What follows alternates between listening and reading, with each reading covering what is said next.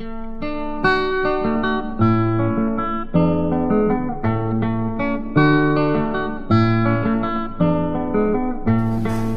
la presencia de dos invitados, el profesor Daniel y el profesor Jaime, con el texto La compañía Barrio Sordo, que van a comentar nuestros profesores Manuel y María Cristina. Este es ya el tercer evento que llevamos de nuestra magnitud, de esta calidad, y pues solo deseamos que estén a gusto y que aprovechen con preguntas de oficio de estos dos historiadores en su trabajo de archivo, en su trabajo de escritura, en su vivencia día a día como investigadores. Y les pido disculpas por la no presencia del profesor Marcos, que hay una tarea bien importante para el programa y entonces no nos puede acompañar en un convenio que ojalá pueda aceptar. Eso es muy importante para el programa.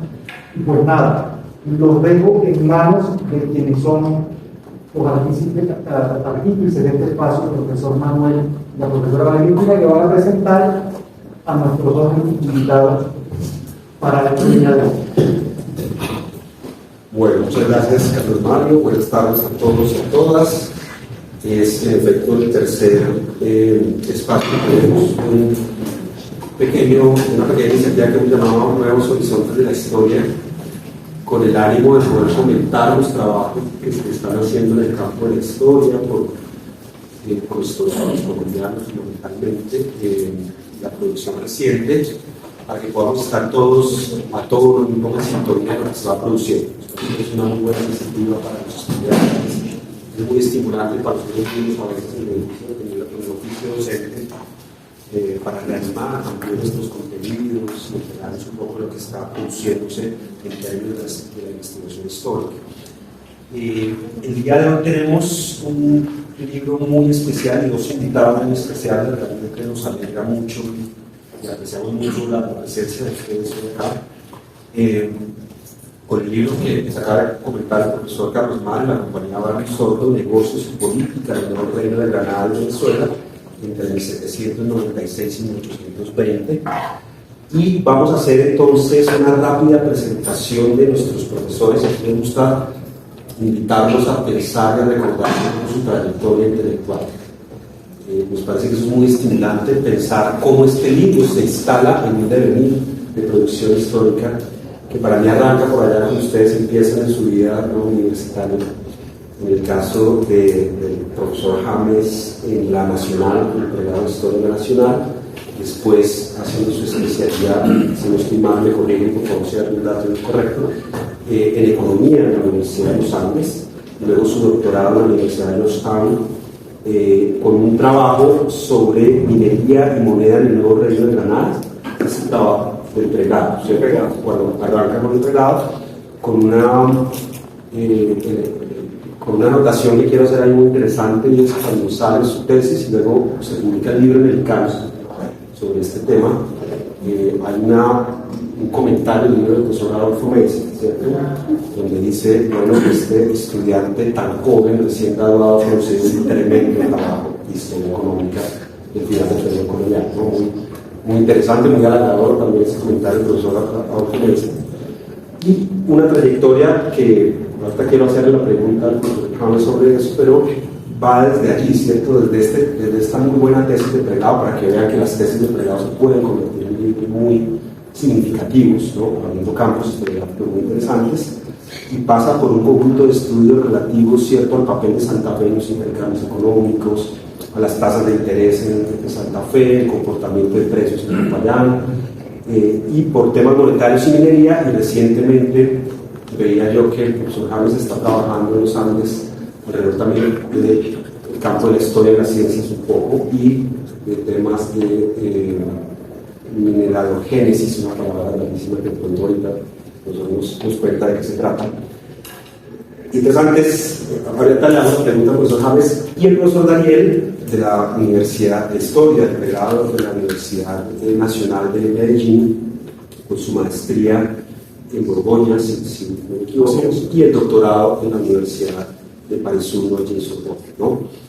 y que arranca con sus preocupaciones iniciales por el problema de la diplomacia constitutiva.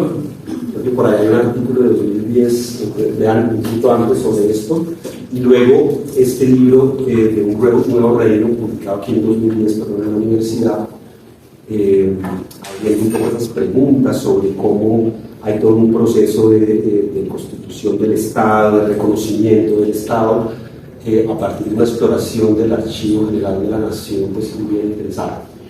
Yo ahí cuento otra anécdota. En un momento fui vecino de por ahí frente del Carmen, vivimos ahí en una casita muy agradable, dividida en apartamentos, y yo a veces que tenía insomnio me despertaba por las 4 de la mañana y veía la luz del apartamento de él y decía, ¿cómo hace para trabajar? ¿No? Con una muy fuerte y muy buena disciplina en su trabajo de archivo, y pues dos historiadores que creo yo hacen parte de una generación que viene a abrir campos de la historia, a discutir interpretaciones que podríamos llamar tradicionales de alguna forma, llenas de lugares comunes, pues vienen un poco a discutir estos elementos con un ánimo muy propositivo y muy iluminador también. Quería preguntarles muy rápido, para pasar ahora a un pequeño comentario sobre el libro, que nos cuenten cómo llegaron desde esos temas iniciales del pregrado hasta este libro.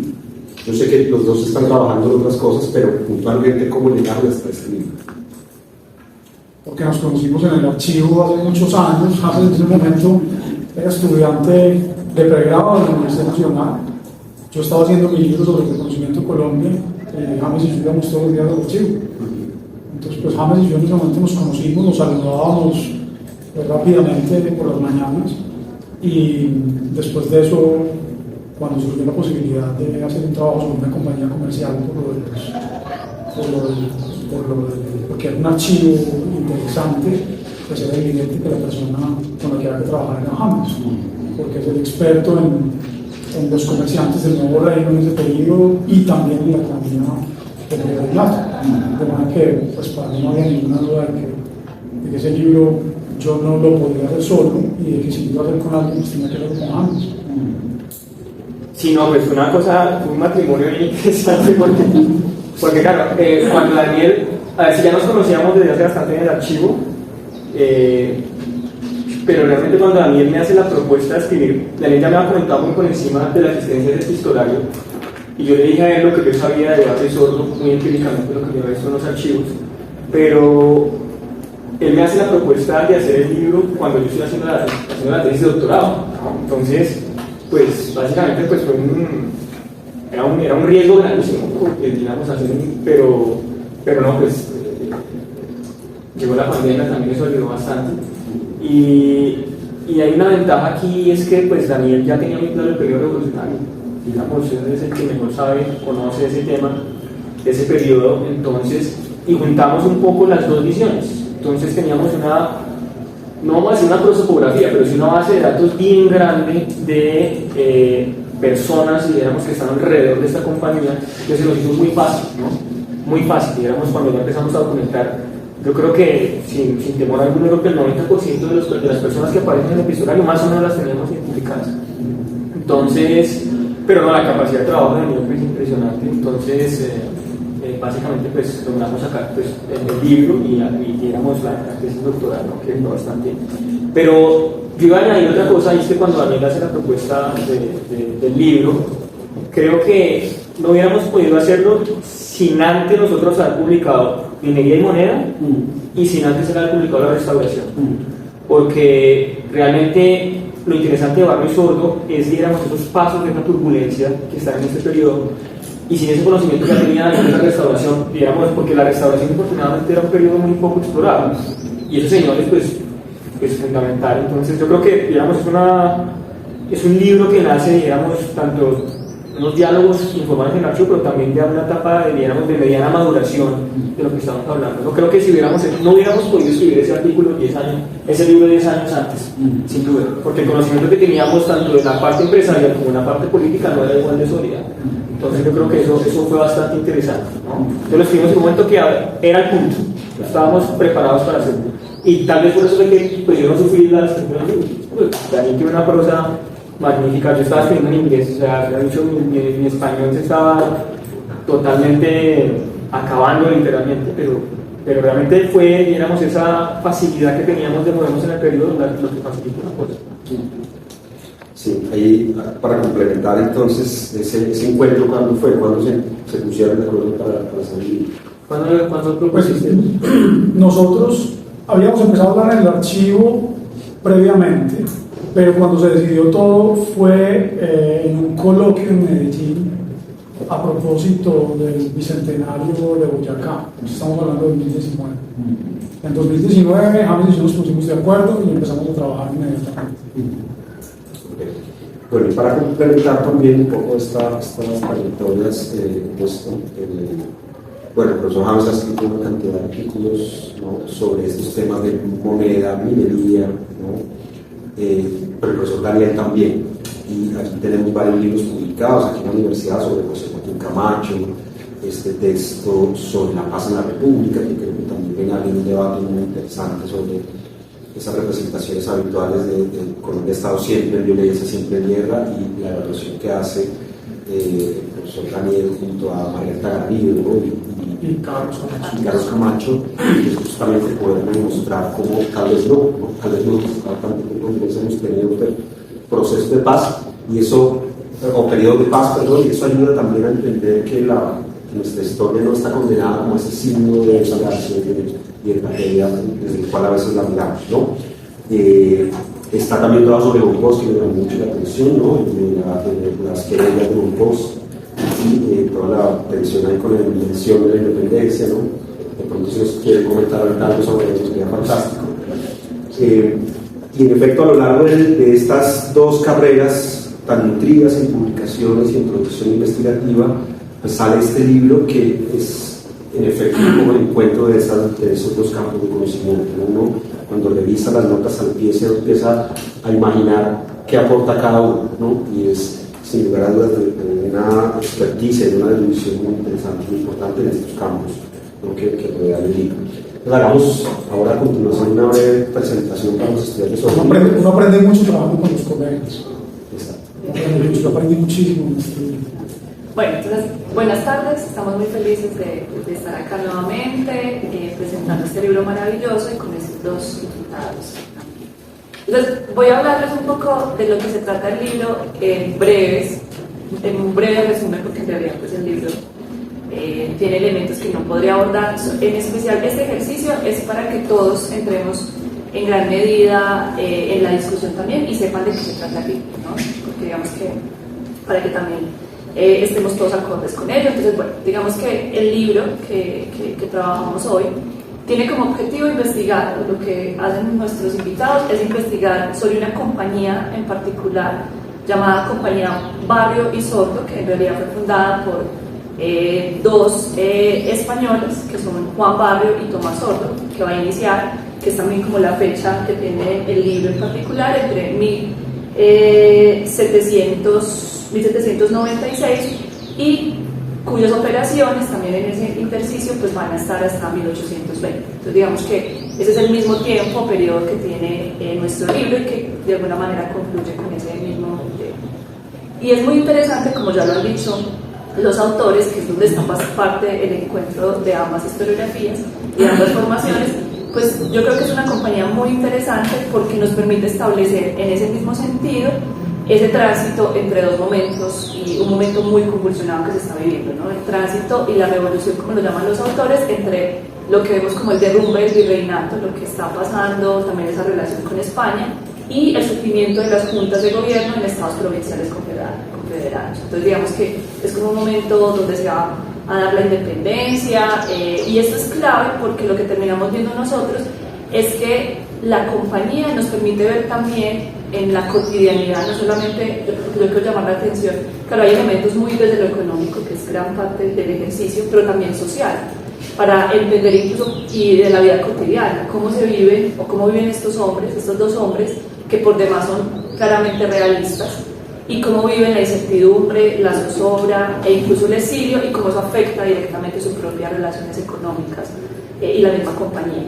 Entonces digamos que el estudio se va a mover como en muchos frentes en ese sentido, la historia política, la historia económica, que es parte de lo que los dos autores nos han hablado y lo que también Manuel explicaba sobre su trayectoria, pues yo creo que hay otros elementos ahí, ¿no? La experiencia privada, la biografía, el estudio de caso.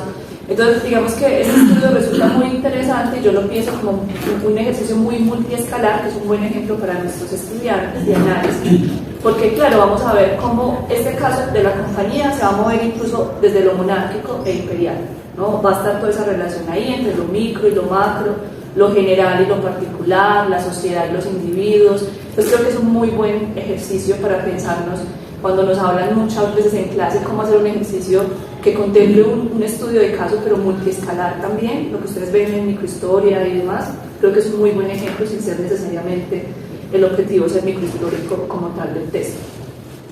Lo que vamos a ver es que, y vendrán preguntas ahorita sobre muchos de estos puntos, es que se trata de un ejercicio que parte fundamentalmente de 240 cartas, pero no exclusivamente, porque ustedes lo relacionan 600. Cartas que ellos lo relacionan con otras fuentes también en realidad y que escriben, como les digo, la vida cotidiana, pero también las relaciones transatlánticas, ¿no? Que van a estar ahí. Entonces digamos que con este propósito en general y develando esto, en este contexto histórico, la formación de nuestros autores, vamos a ver que ellos dividen su texto en dos partes, ¿no? Cada una con 8 capítulos y pues digamos que no voy a resumir porque la idea es que esto es una invitación para que leamos el libro. Entonces hay una primera parte que es fundamentalmente toda la trayectoria comercial y las políticas de la compañía. Ustedes lo llaman como la edificación, ¿no? Cómo se construye progresivamente una compañía. Entonces nos va mostrando cómo se va estableciendo esa compañía y luego pues ya la segunda parte que tiene mucho más que ver con la compañía, lo comercial, mayorista, la geografía, las redes, el portafolio de la compañía, entonces ya comenzamos a entender un poco más. Sin duda yo creo que también hay un tema relevante aquí y es la historia y la importancia dentro de la historia también de estudiar los actores históricos, ¿no? Como estos dos sujetos anclados a esta realidad. Entonces si hablaremos de la primera parte, voy a llamar la atención sobre algunos puntos y uno de los primeros que yo quiero llamar la atención es sobre el primer capítulo, porque el primer capítulo sin duda, y la forma en que sentimos que estaba construido, que lo hablábamos con Manuel cuando preparábamos todo el ejercicio, en realidad es muy interesante porque aquí ustedes nos van a contar la biografía de los comerciantes, ¿no? Nos comienzan a develar quiénes son estas personas, de alguna manera nos cuentan cuál es el lugar de producción de estos sujetos, las redes, los contactos, las relaciones familiares, también su relación con su mismo lugar, su patriotismo, y también cómo surge la empresa y cómo termina la empresa liquidándose. Entonces es muy interesante porque sentimos que es como el espectro, es como el que abre ese primer capítulo y la decisión es, claro, ustedes nos hablarán ahorita sobre eso, parte como y enuncia todo lo que vamos a comenzar a ver a partir de ahí y luego se va profundizando en los capítulos cada uno o algunos de los elementos esbozados en ese ejercicio. Luego pues los autores van a transitar por varias problemáticas como el fenómeno del contrabando como un objeto social y económico importante. Veremos ahí algunas, entre comillas, que ustedes también lo planteaban como prácticas turbias de esa relación. El comercio en Santa Fe y Maracaibo describen como ambas ciudades porque, como el libro mismo lo plantea, en realidad se mueve entre el nuevo reino de Granada y Venezuela. Entonces también eso nos permite ver esa relación y diferencias. Y yo creo que un punto importante ahí es, que lo vemos a lo largo del texto, es hablar de Santa Fe, ¿no? Como ese lugar en particular y por qué es importante para la empresa Santa Fe, cuando en realidad la empresa o esta compañía en realidad surge en Río Negro, Antioquia. Eso es como el primer lugar, pues luego decide trasladarse. Y es muy bello lo que terminan esbozando de la importancia de Santa Fe, ¿no? Como ese centro de enunciación para ellos.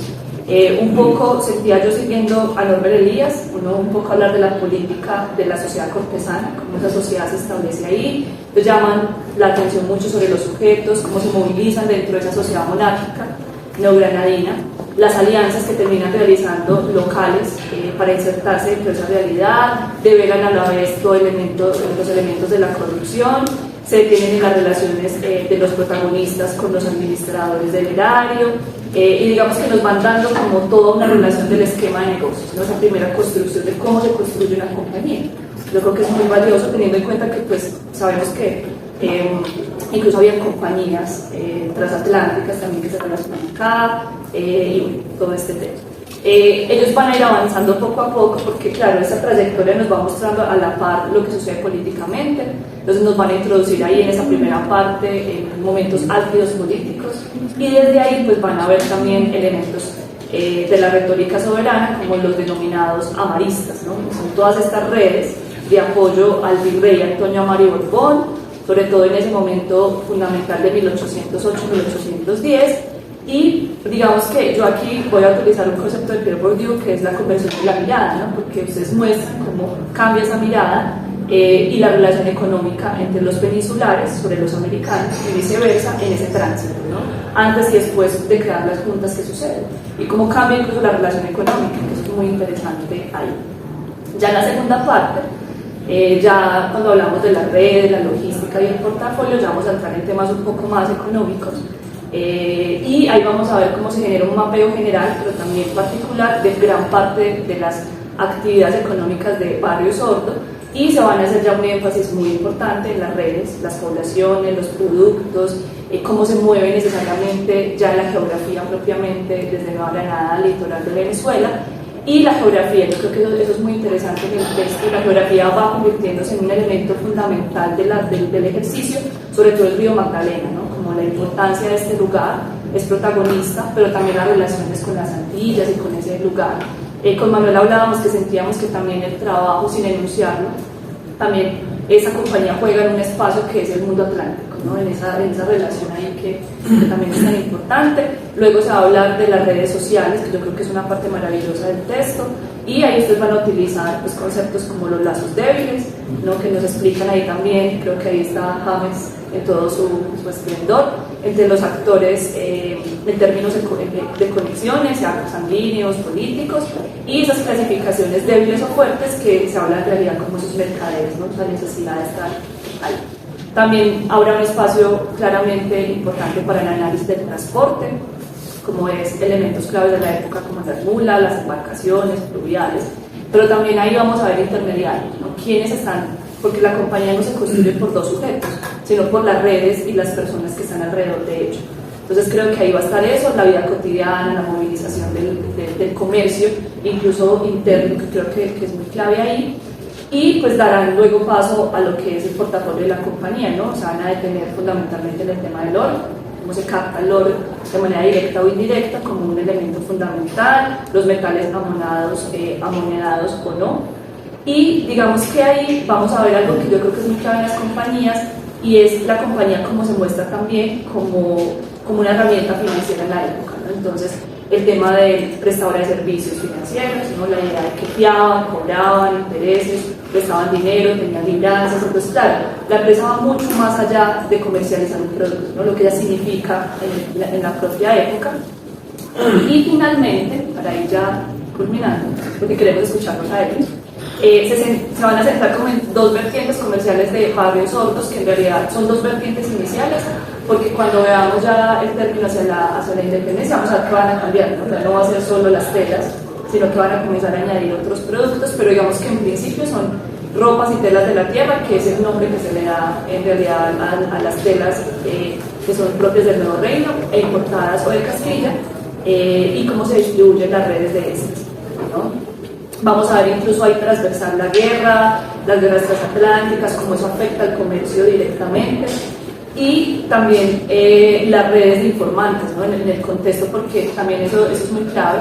No solamente están las cartas de ellos, sino las cartas que están alrededor de las redes que ellos tienen en otros lugares y que también condicionan la inversión o no en diferentes elementos. El cacao y las harinas, que son bienes fundamentales, y cómo incluso ellos establecen el camino de la compañía en estos dos rubros que son tan importantes, donde hay otros comerciantes también e intereses. Claramente conocemos mucho la historia de Cartagena, que es donde más he trabajado, pues creo que aquí también hay un aporte ahí. Y digamos ya para terminar, ya pues finalizarán con el comercio y la moneda durante la restauración, y ya pues el momento final de la fuga de barrios del Nuevo Reino. Y el libro pues ya va a terminar con un epílogo, que un nombre que me pareció maravilloso, y es El Reino de los Barrios y Sordo, y las conclusiones y las tablas pues que muestran claramente un trabajo de erudición gigante, las cartas clasificadas al final, que creo que es maravilloso que uno tenga la posibilidad como investigador de mostrar dónde está el trabajo de uno. Y creo que ahí está en gran medida. Ellos la van a clasificar en remitente, destinatario, fecha, lugar y signatura, ¿no? Que es como parte. Entonces digamos que eso es un resumen muy corto, animarlos a que lo lean porque realmente es maravilloso y lo disfrutamos mucho con Manuel. Y yo quisiera iniciar con una pregunta en particular sobre las redes, ¿no? Esas redes que se van a establecer, que hay preguntas que pensábamos con Manuel que son transversales al propio ejercicio del análisis, más allá de los capítulos o de las partes, y uno son las redes que establecen estos sujetos, pero yo quisiera que nos hablaran de unas en particular, que son las redes familiares. Y esas redes familiares que nosotros vemos, que son transversales a la compañía, ¿no? A su creación, a su desarrollo, pero incluso después de que se da la independencia van a ser muy importantes. Digamos que uno comienza a ver en la historiografía este tema que es muy transversal, pues yo creo que pensarse el tema de la familia, el comercio, van a ser muy claves, sobre todo en este contexto en particular, donde los actores y también por el tipo de negocio que era comercial, ¿sabes? Pues tiene una explicación ahí muy importante. Es como que nos amplíen un poco ese punto. Sí, muchísimas, no, primero yo fui todo grosero, no pegado, muchas gracias primero. Este libro ha tenido muchos bautizos, muchos lanzamientos, pero realmente es el primero que vamos a tener la posibilidad realmente de explayarlo, ¿no? Porque llegamos en las ceremonias, pues realmente uno va a lo que va, media hora, el cóctel y chao, ¿no? Pero realmente sí, lo que ha hecho María Cristina es impresionante, la manera como disecciona el libro. Y sin duda el capítulo sobre las redes es un capítulo interesante porque pues, ustedes saben que nosotros en la historia no tenemos teoría propiamente dicha, nosotros tenemos que beber de la metodología y de las hipótesis de otras disciplinas. Eso sí dijéramos, en el caso mío, si yo hago historia económica, tengo que ser un buen economista, o tengo que al menos conocer lo básico, dijéramos, de la economía, y no solamente la economía neoclásica, sino pues otras escuelas. Y lo mismo pasa en teoría política, ¿cierto? Es decir, trabajos como los de Daniel sin fundamentación de teoría política, pues no tienen, dijéramos, no hay forma como pegar estos hallazgos empíricos tan buenos que no sea a través, dijéramos, de esos insumos teóricos. Pero también los insumos metodológicos, cómo organizar, cómo observar nosotros esa, digamos, aparente aridez de un epistolario del cual casi el 80% hablan de transacciones comerciales, ¿no? Salvo durante la revolución que ya se empieza a poner un poquito mejor leer esas cartas. Entonces, ¿cómo efectivamente entenderlas? Y una forma es efectivamente haciendo las redes, ¿sí? Entonces, y el análisis de redes tiene una ventaja. Primero, una ventaja visual, es que le permite a uno darle al lector, digamos, una visión sumaria de lo que es un epistolario. Entonces, ustedes tienen efectivamente, pues, bueno, aquí afortunadamente pues no viene preparado para haber mostrado esa red, hubiera sido bastante interesante, pero lo que le permite un análisis de red, además de presentar esa visualización, que es muy interesante, es un análisis matemático de esa red. Entonces, ese análisis matemático arroja que una cosa que aparentemente no sería sorprendente es que el núcleo central de la red son una serie de comerciantes antioqueños, de los cuales Barrio y Sordo tienen efectivamente una afinidad espiritual, porque muchos de ellos son compadres, ¿no? Hay una parte familiar con Bucaramanga, y entonces aquí ya empezamos a ver con Girón, digamos, ese congenio, porque Barrio trae la conexión antioqueña y Sordo trae la conexión oriental. Ya vamos a ver ahorita por qué eso es importante. Pero entonces en el núcleo está la familia. Entonces está el enterado, el hijastro de Barrio, y otros familiares, ¿no? También, digamos, los cuñados particularmente. Y claro, uno diría, ¿por qué? En estas economías preindustriales, una de las grandes desventajas que tienen los empresarios es la alta incertidumbre. Es decir, por digamos, la lentitud de la información, usted no tiene la posibilidad de vigilar sus agentes o sus socios, digamos, en tiempo real, como se puede hacer hoy, ¿vale? Entonces, la forma de minimizar esos costos, esa incertidumbre, es esencialmente rodeándose de su familia. La familia es esencialmente el mejor mecanismo para bajar los costos de transacción, para bajar la incertidumbre. En cristiano, uno no le roba la mano, ¿no? Digamos, hay otro que lo hace. Entonces, claro, digamos, matemáticamente nos arroba que esos señores están ahí y pues muestra efectivamente el rol de la familia. Es una sociedad pues, del antiguo régimen, donde digamos, hay una jerarquía patriarcal, digamos, eso sí está absolutamente claro ahí, pero también donde efectivamente pues, la edad cumple un papel muy importante. De hecho, pues de pronto también les cuento ahorita en la otra parte de la familia, digamos, porque el cuñado de Sordo se separa de la compañía, se vuelve revolucionario y se vuelve uno de los hombres más ricos de Colombia, ¿no? Entonces, pero realmente uno ahí efectivamente entiende muchos de los mecanismos que usaban los empresarios para reducir esos costos, ¿vale? Entonces, digamos, una respuesta un poquito larga, pero esencialmente el análisis de redes les ofrece a ustedes como historiadores y en general en ciencias sociales un mecanismo fácil de visualización y un mecanismo muy riguroso de análisis, digamos, cuantitativo, que es bien interesante, ¿no? Ahora, nosotros también hicimos las redes cuando, después de 1810, entonces vemos cómo esas redes se parten en un hemisferio atlántico y el hijastro de Barrio queda en Bogotá. Pues digamos, tiene una ventaja en escritorio, y además realista, pero no tan realista como su padre y el socio de su padre, y vemos cómo efectivamente logran sobrevivir la revolución, ¿no? A partir de esas redes, cómo se reconfigura, ¿no? Porque eso es lo interesante, y esto para, digamos, uno lo va a contar bien, para los economistas y administradores es interesante porque en últimas la dinámica importa mucho para el empresariado. Es decir, cuando cambian las condiciones, cuando se cae el sistema comercial español, ¿cómo hacen estos señores para votarse? ¿No? Y claro, ya eventualmente en 1819, sino ya su compromiso con las autoridades realistas es tal que ya no, pues no tiene sentido. Pues yo agregaría solamente una cosa que permite ver también la red. James ha mostrado cómo el núcleo de la red está compuesto por familiares, y lo que permite ver este libro es de qué manera se termina metiendo la revolución ahí mismo, en el corazón de la compañía, es decir, la política destroza la familia. Y eso nos muestra algo que no era muy claro para los historiadores de los años 60 y de los años 70, y es la trascendencia de la revolución y el peligro revolucionario en nuestra sociedad.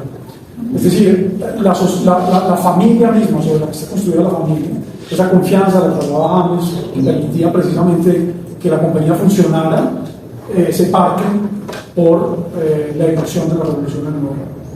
Eso es muy importante. Y se vuelven además, es decir, James se refería a Sinforoso García, que es entonces un cuñado de uno de los socios fundadores de la compañía. Y ese cuñado es un hombre que es maltratado no solamente por su condición de cuñado de menor edad, todavía dependiente del padre, sin un peculio lo suficientemente grande, todas esas cosas. Pero además su cuñado es español y él es criollo. Y ahí hay un resentimiento que es muy interesante y que es visible en las cartas previas a la revolución. La verdad es que no hay revolución. Entonces uno dice, ¿qué hubiera pasado? No hubiera pasado nada. Es decir, seguramente Sinforoso García hubiera tratado de emanciparse y de montar un negocio aparte, pero nunca hubiera tenido las condiciones tan propicias que resultaron por la revolución, porque la revolución lo que permite es que él precisamente logre una alianza con otras personas que están manejando uno de estos nuevos estados revolucionarios, y en ese sentido pues tiene una carrera, y es un catalizador de su carrera económica y política. Eso es muy interesante. Y llega a aparentar, pues... Entonces claro, ¿con quién llega a emparentar? Su suegro es el presidente del Estado de Antioquia. Es el presidente del Estado de Antioquia, pero además de eso, después su concuñado va a ser el secretario del Interior de la República de Colombia desde 1819 hasta 1829 o 30, no recuerdo bien qué funcionario que esté, el autor de la historia de la revolución. Nada más y nada menos. Sí, es muy interesante, y es encontrarse un corpus documental de cartas, ¿cierto? Y reconstruir la historia de una empresa, que además no hay tantas historias de empresas de ese periodo, y mostrar que justo cuando están en ese momento consolidándose llega la turbulencia de la independencia, ¿no?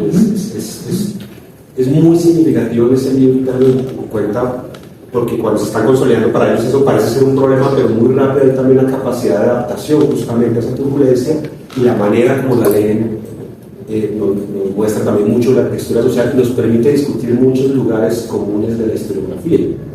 Me voy para ese lado un poco, y es, en el texto yo creo que hay un intento por discutir con Colmenares incluso un poco esa idea de que el fin del siglo XVIII es una economía un poco cerrada, quieta. Hemos dicho, y yo mismo lo he leído en muchos lugares, y hasta que leí este libro no empecé a entender otra cosa, lo confieso, que ese mercado interno poco articulado, ¿cierto?, era una cosa que determinaba también como el destino de la economía de Colombia en el siglo XIX. Pero al poder ver este epistolario y la manera como se construye esta empresa en red, por él estaba pasando el libro para que vean los gráficos del análisis de redes, justamente, que es muy interesante, uno empieza a ver un dinamismo mayor de la economía, unas redes y unas articulaciones que incluso permiten discutir esa idea que también es muy común, de que la geografía colombiana era un determinante que impedía nuestra integración, y que entonces, como eso no se había integrado a la colonia y tampoco en el 19, pues que eso explicaba todo lo que nos pasaba ahora. Y aquí, a pesar de la geografía, a pesar de cierta fragilidad que en efecto sí podía haber, a pesar de la lentitud de las comunicaciones, esta historia de esta empresa nos muestra que las cosas llegaban a circular, uno por un lado al otro, que había incluso, y me llamó mucho la atención también eso, una cierta creatividad, y que cosas que habíamos visto en la historiografía como ciertos instrumentos de crédito, que podían ser vistos como una debilidad de la economía, más bien lo que expresaban era una complementariedad con el oro y con otras cosas. Es decir, esto, un poco el libro nos va llevando por el camino de repensar la historia económica también de este siglo XVIII, y por ahí va la pregunta un poquito. Cuéntenos un poco cómo el libro logra llegar a esos asuntos, ¿no? Cómo se discute eso que nos decía Colmenares y otras. Y yo tengo en todo caso como una idea, bueno, pero eso es porque es el pedacito final del 18, o se puede hacer una aceleración más diversa, que tal vez el mundo era más dinámico de lo que pensábamos más allá de esta parte del 18. Sí, bueno, primero por Colmenares. Yo creo que, digamos, empecemos por ahí, porque bueno, algunos se lo hacen leer con tetero, no sé si todavía sea así. Yo creo que sí. Yo creo que sí. Entonces, digamos, hay una visión, Colmenares tiene una visión, de hecho, él denomina la economía colonial como una economía de ritmo lento.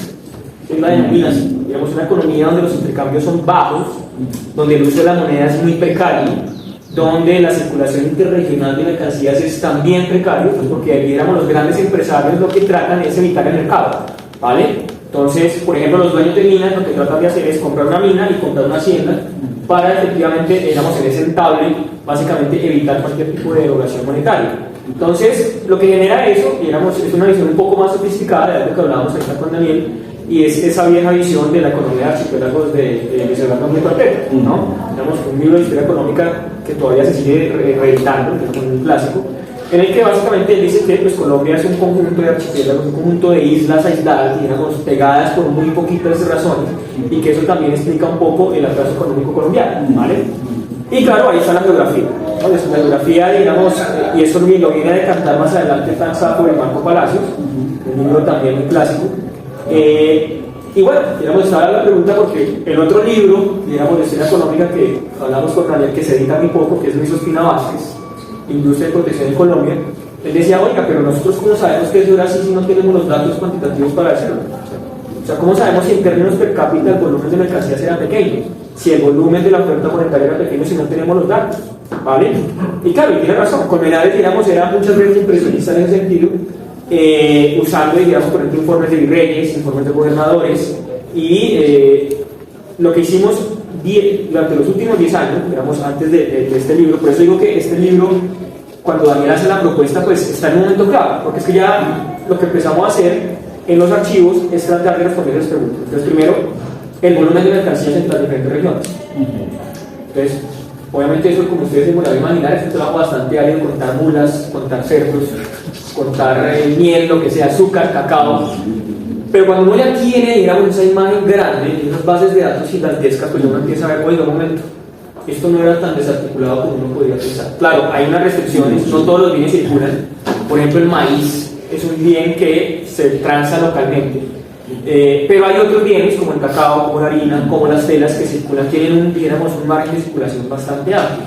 Entonces, dicho esto, digamos, y eso va a ser pues mi tesis doctoral, Barro y Sordo nos permite ver eso desde un punto de vista empresarial. Entonces, tenemos, digamos, esa visión ya un poco más articulada, ¿no?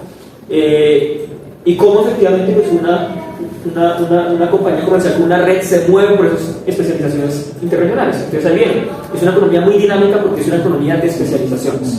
Entonces más que fragmentaciones, es especializaciones. Entonces, en la compañía uno lo ve muy bien, porque entonces Sordo, su familia política, está en el área nororiental, y Barrio con su familia minera esencialmente en el área occidental. Entonces lo que hacen es efectivamente la bisagra. ¿Cuál es la bisagra? Bogotá, ¿vale? O sea, Bogotá es Bogotá, no porque es el gobierno. Claro, el gobierno ayuda, etcétera, etcétera, eso va a reforzar.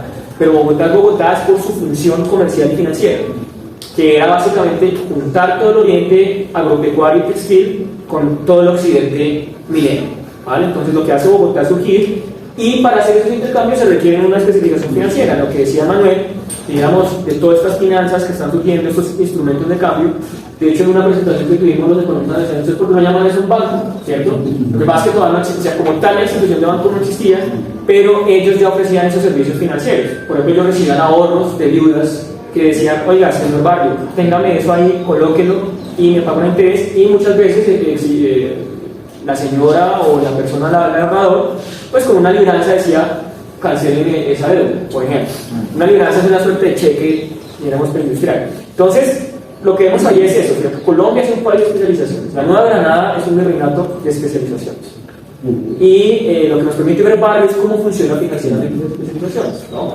Que es, digamos, ese cambio radical que se da historiográficamente del libro, ¿no? De hecho, nosotros citamos mucho a Albert Hirschman. Albert Hirschman decía, es que en Colombia usted tiene un pensamiento de fracasomanía, que todos, digamos, toda nuestra historia ha sido un fracaso, y hay que ver efectivamente en qué hemos hecho bien las cosas para mejorar, ¿no? Yo solo agregaría una cosa que me parece muy interesante, es el correlato político de todo lo que ha señalado James. Cuando uno habla de independencias y declaraciones de independencia, en el Nuevo Reino no hay una declaración de independencia general, hay declaraciones de independencia particulares. Sabemos que son unos cuantos estados los que declaran su independencia. Tenemos primero a Cartagena, después a Neiva, a Cundinamarca, Antioquia, Tunja y a Popayán. Esas son siempre independencias parciales. Pero esas independencias, cuando uno se pone a ver por qué tienen lugar esas independencias, están encaminadas a provocar una radicalización general de la revolución. Es decir, ninguna de esas provincias concibe esa independencia como una independencia radical, en el sentido de que los llevaría a constituirse como estados para siempre autónomos los unos de los otros, o soberanos, con una soberanía radical, digamos, con respecto a los demás. Y si uno se pone a ver a lo largo del siglo XIX, pasa lo mismo. Cuando en la Guerra de los Supremos algunas provincias se declaran independientes, es una independencia temporal mientras se resuelve una situación política considerada como conveniente. Y podemos hablar de lo mismo de la Guerra de los 60, de 1860. El Cabo se declara independiente, Bolívar se declara independiente, pero ambos se unen en una confederación que es provisional hasta que se resuelva nuevamente la situación. Lo que quiero decir es que una y otra vez durante el siglo XIX, cuando los estados o las provincias tienen la ocasión de ganar una gran autonomía, se deciden más bien porque ésta sea temperada. Y lo que quieren es, finalmente, reafirmar al mismo tiempo el vínculo que las une con los demás territorios del reino. Eso me parece que es un correlato político muy interesante de James. Es decir, la unión de las provincias que conforman Colombia no es una unión descabellada en términos económicos, pero tampoco lo es en términos políticos.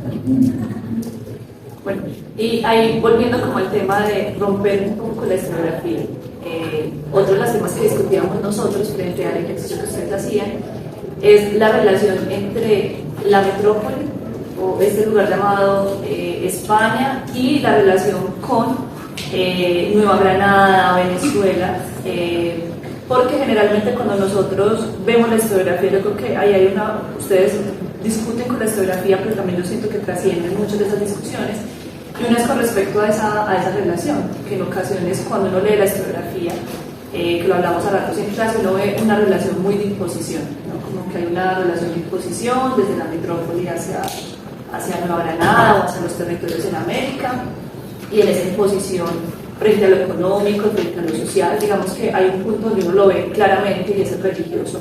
Y eso pues lo sabemos los que hemos trabajado todas estas historiografías, que en lo religioso no hay ningún tipo de consenso durante este periodo. Sin embargo, lo que ustedes muestran, tanto, digámoslo, desde un punto de vista transatlántico, lo que llega de España, pero también lo que se vive acá de manera interna, es que aquí hay unos procesos de negociación. Hay unos procesos de negociación, hay unos procesos de consenso, no están ajenos al conflicto, claramente. A esa idea se acata pero no se cumple, se conoce Pero hay una cosa aquí clave y es que nos gustaría que nos ampliaran un poco eso, ¿no? Como aquí hay unas relaciones que van más allá de esa relación y que en realidad lo que terminamos viendo nosotros es que aquí hay unas conexiones que uno los ve en el erario, lo de la Real Hacienda, cómo se conectan los comerciantes y cómo se termina cambiando las políticas. Hay unos intereses que están acá, claramente móviles, que facilitan ciertas cosas para ellos y que muchas veces termina la corona misma adecuándose a esa realidad también. Entonces, como que nos amplía un poco ese otro lugar. Vale, ¿no? Pues, bueno, a mí frente a eso lo que se me ocurre es que el libro, o más bien la compañía, nos dio a nosotros la posibilidad de entender una de las razones por las cuales los mayores comerciantes del reino se asientan en Santa Fe, más que en Cartagena. Porque uno podría decir, bueno, Cartagena está en el mar, es el principal puerto del reino y por lo tanto los mayores importadores deberían estar ahí. Pero lo que uno da cuenta es que Santa Fe es el asiento del poder. Y por lo tanto las grandes compañías comerciales, ya también las medianas compañías comerciales, una de las condiciones que deben cumplir para volverse realmente importantes es ofrecer un tipo de servicio particular a sus clientes. Es decir, a aquellos pequeños mercaderes de provincia que les confían sus caudales o que les encargan la compra de telas y de mercancías de orden. Y me estoy refiriendo particularmente al hecho de conseguir los favores de la corte. Y yo, para nosotros, creo que puedo decirlo así en plural, fue una revelación. Es decir, esas compañías cumplen con ese tipo de encomiendas precisamente porque tienen poder político. Son comerciantes que están relacionados con los tribunales, que conocen muy bien las autoridades del virreinato y que por lo tanto tienen la capacidad de cambiar ciertas cosas. Por ejemplo, imposiciones que pesan sobre cierta persona. En el libro se cita el caso de Gabrielina Muñoz, que ha incurrido en una contrata, como se decía en la época, muy inconveniente para ellos, y por lo tanto entonces acude a esta compañía para que por favor consiga que las autoridades lo releven de esa obligación. Pero lo mismo pasa con los nombramientos, etc. Entonces los comerciantes se vuelven una agencia de tráfico de influencia, y eso es muy importante, porque para eso sí hay que estar en Santa Fe, no sirve estar en Cartagena. Entonces me parece que eso lo que ayuda a entender también es qué pasa con la revolución. Es que esa relación privilegiada con esas autoridades de la corte se quiebra.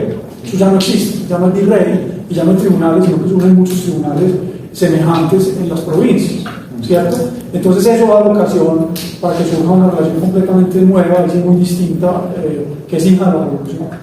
Eso me parece que es un punto muy importante. Es decir, el papel de la corrupción, de lo que llamaríamos de corrupción, pues no es tan claro que en esa época se ha visto de esa manera, pero esa manera de tener que pasar por ciertos intermediarios que además exigen dádivas, como se dice con mucho pudor en ocasiones, para conseguir lo que uno quiere. Es una idea muy distinta a la que surge en Constitución 10, ¿no? Entonces ahí volvemos a esa idea de quiebre que me parece muy importante.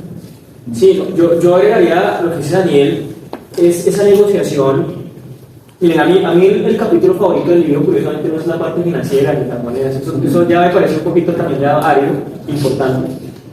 Pero a mí que más me gusta es el capítulo sobre los amaristas, ¿no? Digamos, ese capítulo donde explicamos nosotros quién era el círculo de poder alrededor del virrey Amario Borbón, ¿no?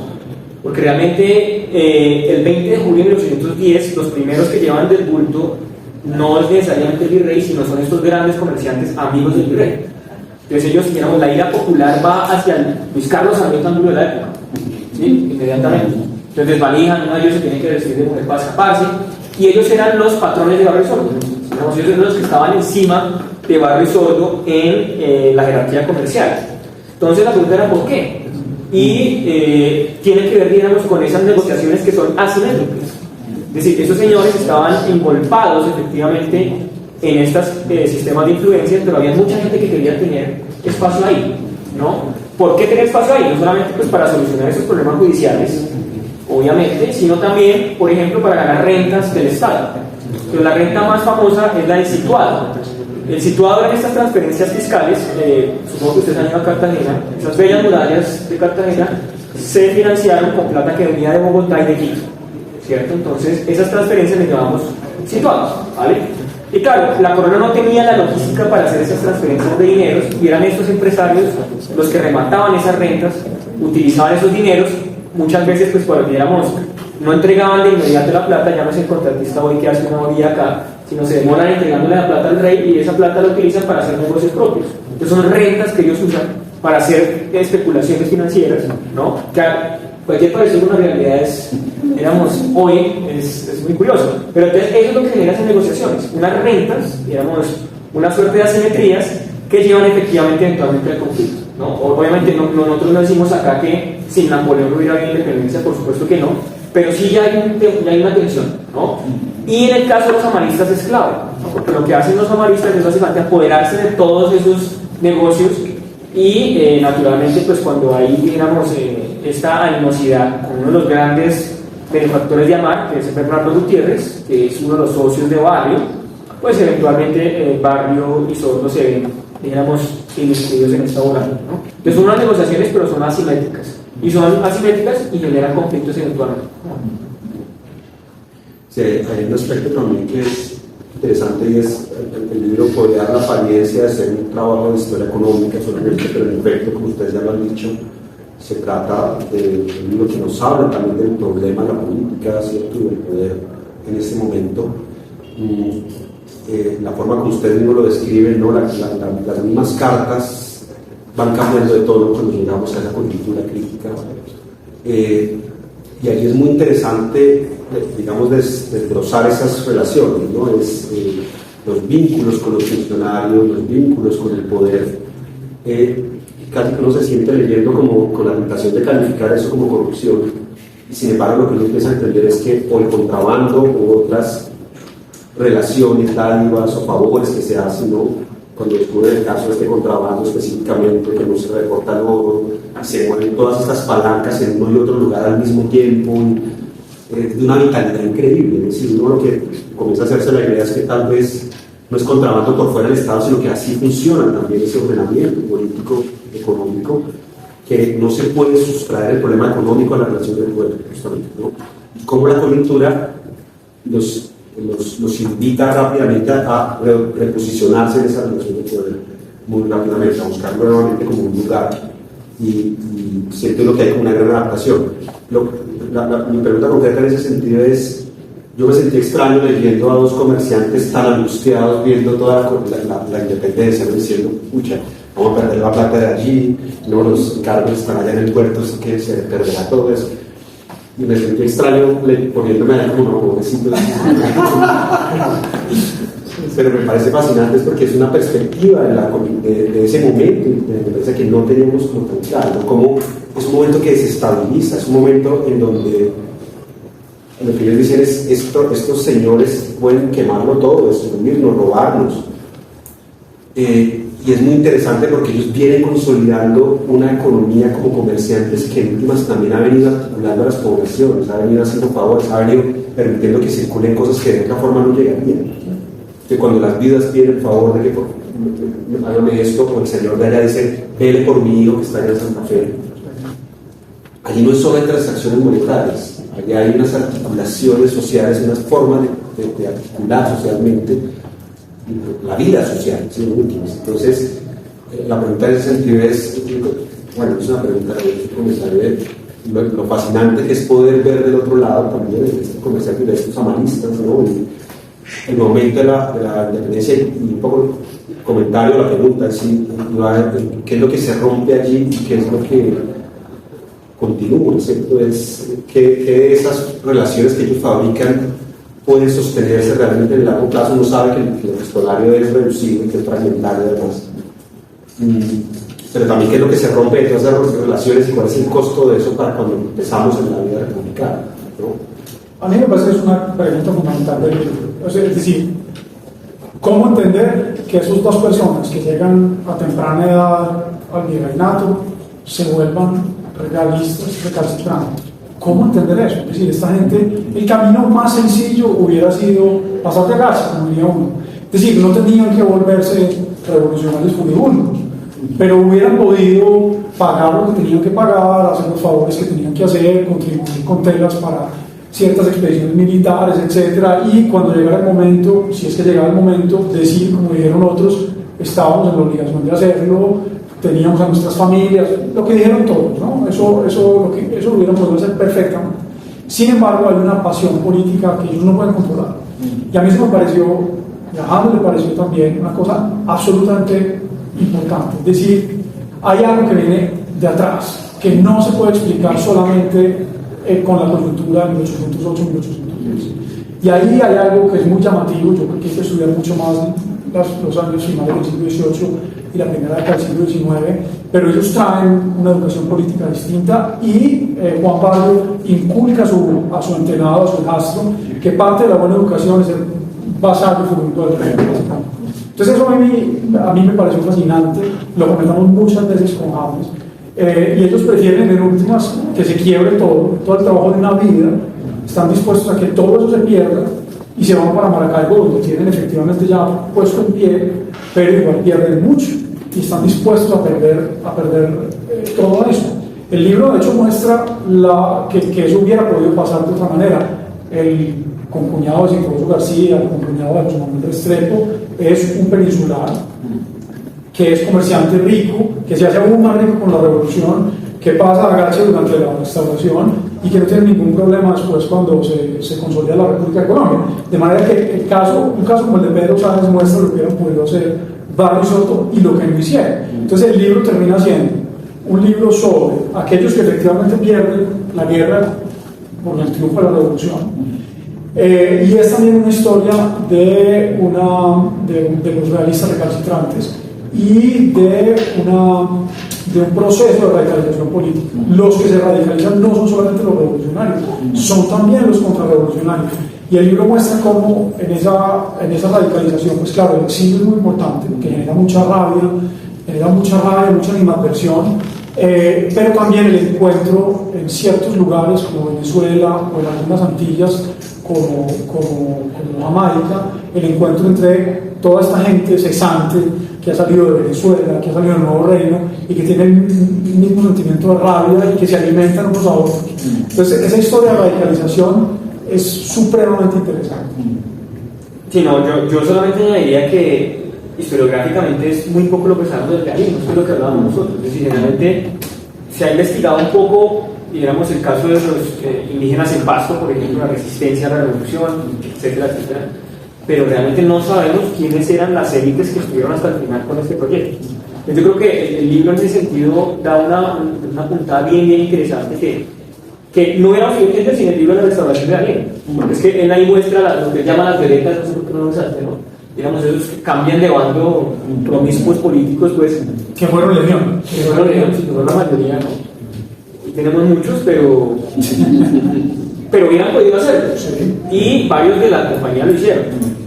Yo iría un tanto antes, que Manuel nombró algo que me parece muy interesante, y es, digamos, en el caso del contrabando. Metodológicamente, este es uno, y hablamos con Muriel Logan, que es, digamos, la experta en contrabando. Este es quizá el único libro donde tenemos una ventaja al leer ese proceso, es que tenemos el proceso, digamos, toda la parte pública, digamos, de cuando los cogen, porque los cogen 2 veces con contrabando, y tenemos la correspondencia privada, que tenemos, digamos, ese universo, cómo ellos entienden ese delito de la gratificación, es decir, del soborno, o sea, cómo lo entienden ellos en ese universo. Y naturalmente, pues metodológicamente es muy delicioso eso, ¿no? De hecho, yo los invito a ustedes a que usen eso en las clases de Fuentes, por ejemplo, pues porque es muy pocas veces que tenemos oportunidad. O sea, ver el proceso, toda la parte procesal y la parte privada, ellos que piensan, digamos, el vocabulario que usan, y en últimas, pues, digamos, el imaginario político que tienen, ¿no? Sobre, digamos, cómo funciona la justicia. Recordemos que esto es un momento donde hay una justicia distributiva, es decir, no hay igualdad ante la ley, ellos lo saben, y usan efectivamente eso. Y yo creo que nosotros lo decimos ahí, pero un poco con fuerza, y es que, sí, claro, digamos, historiográficamente hay una renovación en el sentido que se ha reconocido la negociación, está súper bien, pero esa negociación trae los costos, y en costos, en términos, digamos, claramente de cómo funciona la justicia. Entonces quizá digamos, para verlo ahí un poco también. Un comentario respecto a esto, que me llama la atención. En efecto, la visión de los realistas una visión que puede ser radical políticamente, pero que tiene mucho que ver con la vida social también.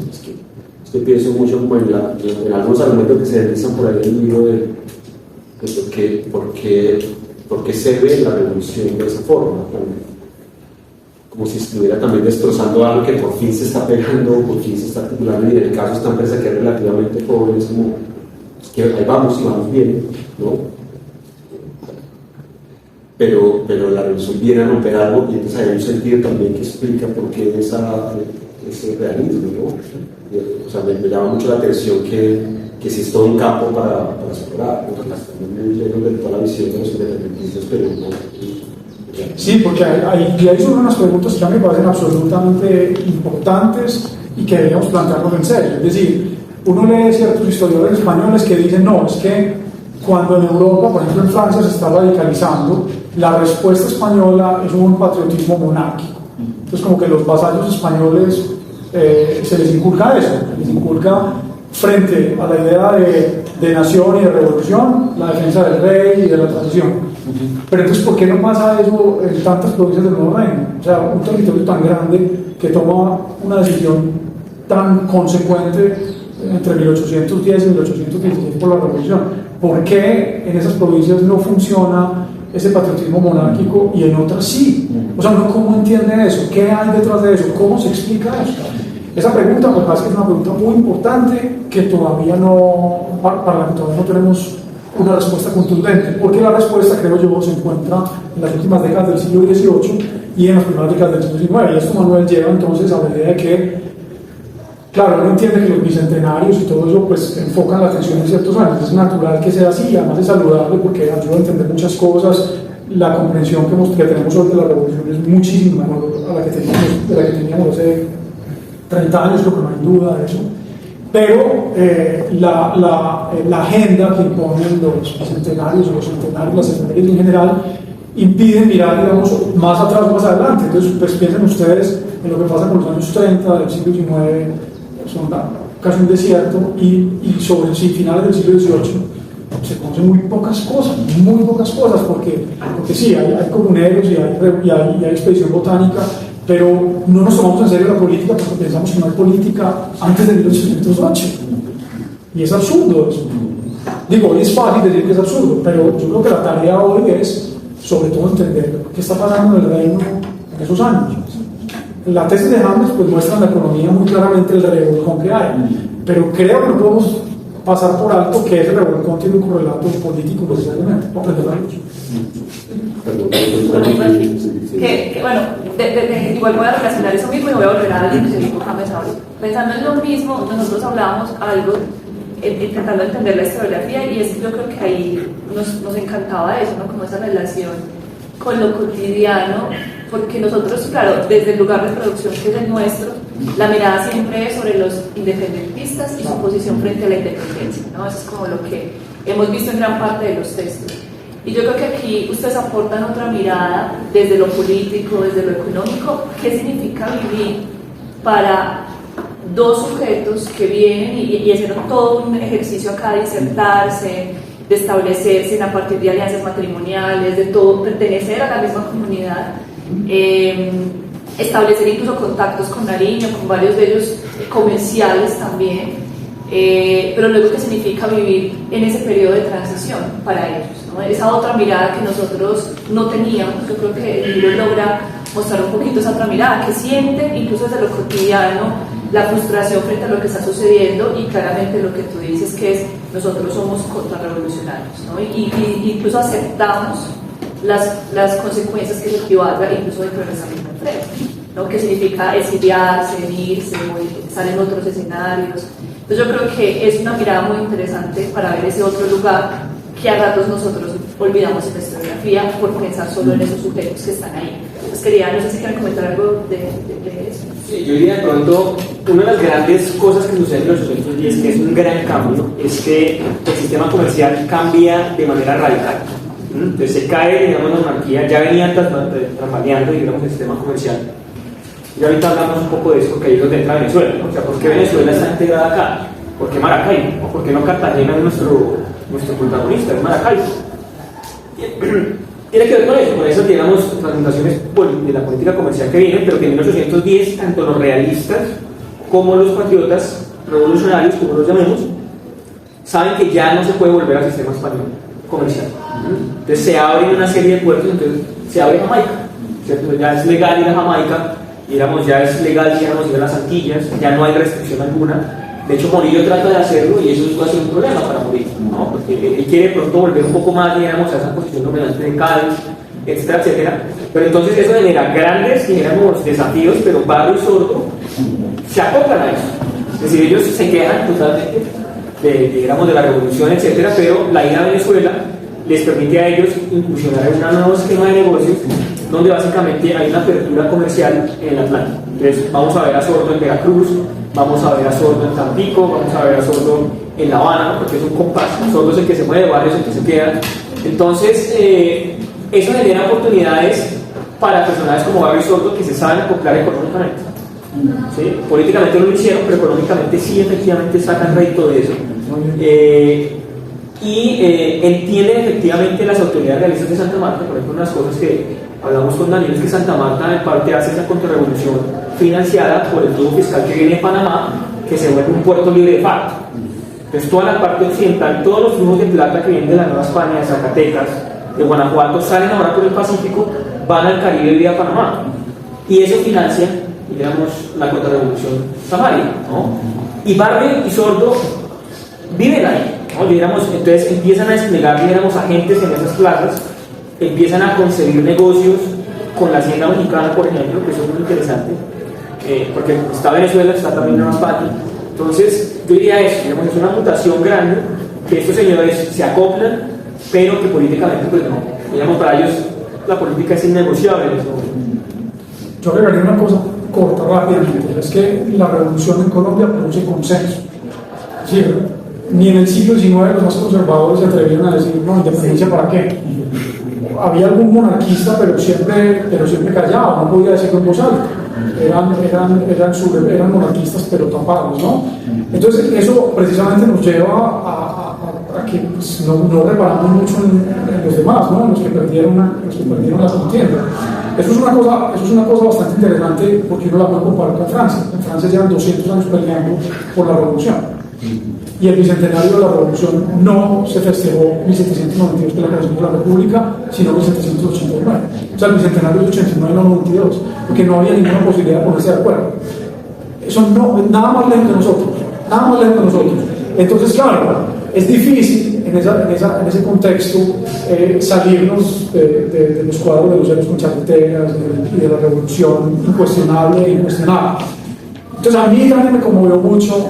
Y me gusta que Manuel haya hecho eso porque uno logra con esas cartas ponerse en el lugar de los derrotados además que quedaron pidiendo limosna, o sea, los tipos más ricos del reino pidiendo limosna en Jamaica o muriendo en las playas de Magdalena después de 1819, o sea, realmente es un drama.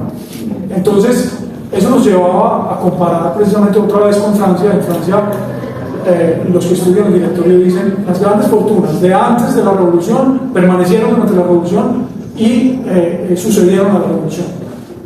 Y en el Nuevo Reino eso no pasó. O sea, los grandes ricos del Nuevo Reino quedaron viendo que estaban pidiendo limosna o murieron durante la coyuntura revolucionaria. Entonces, por un lado el drama, o sea, ver a esta gente no hace caer en cuenta de ese gran drama.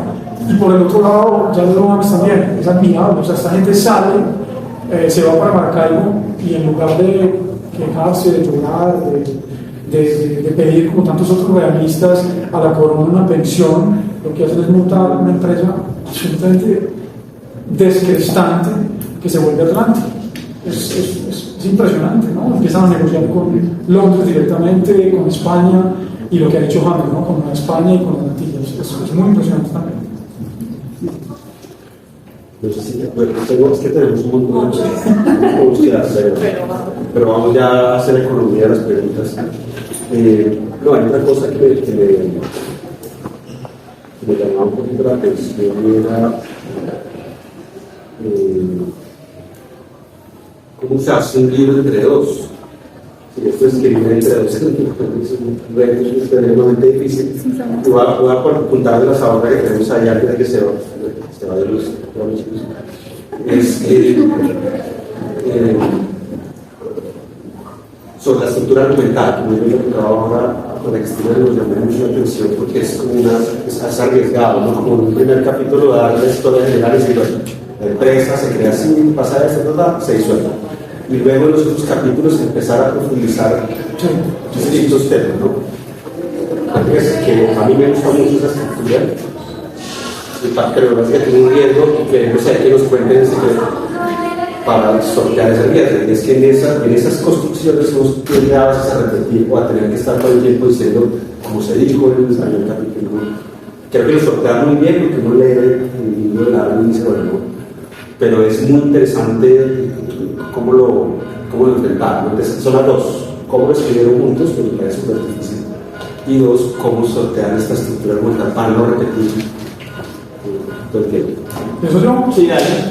No, pues eso, o sea, cuando Juan y yo empezamos a trabajar, ni él sabía muy bien con quién se estaba metiendo, ni yo tampoco, porque nos habíamos visto en el archivo, no, es verdad.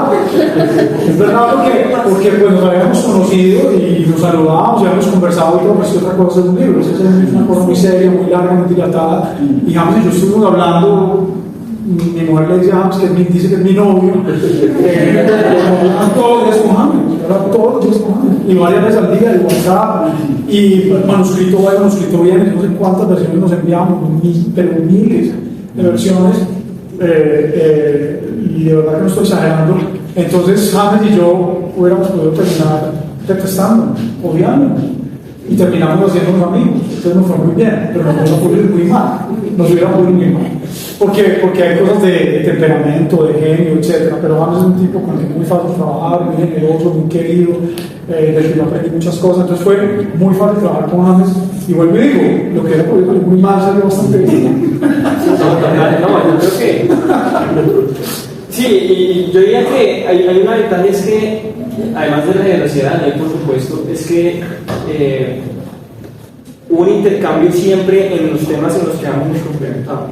¿Sí? Entonces, ahí digamos, fue absolutamente claro. Lo que sí, digamos, yo sentí, y ahí el cambio fue grande, es que por lo menos yo sí tenía una visión muy estructuralista de la historia, digámoslo rápidamente. Digamos, para mí escribir unos personajes todavía para mí era difícil, porque a mí me gustaba era ver, digamos, los grandes, digamos, episodios, las grandes corrientes macroeconómicas, medir la oferta monetaria de todo el reino, digamos.